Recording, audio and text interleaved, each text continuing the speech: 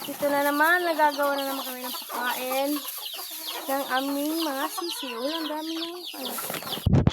So, magtitimpla na kami ng pagkain ng aming mga manok.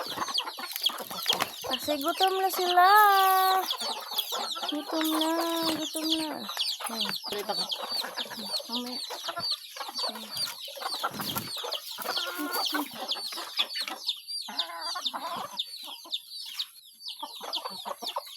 Yan ang aming pagkain. Parang kaunti lang. Kaya naman sila. Pinakain na naman sila.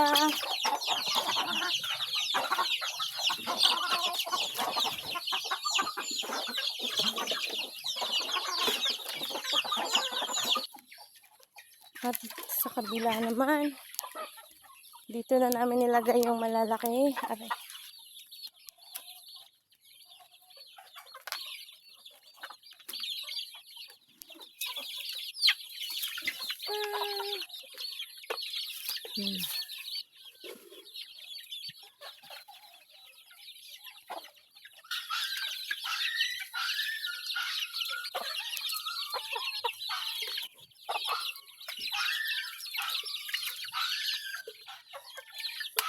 Wow!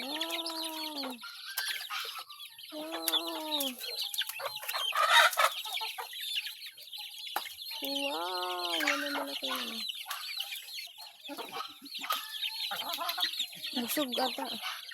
Busog, rin mo sa'yo. Hindi na ubus eh. Kaya nga. Huwag lang tayo ano. Bebe, kisuyo mo na ng ano.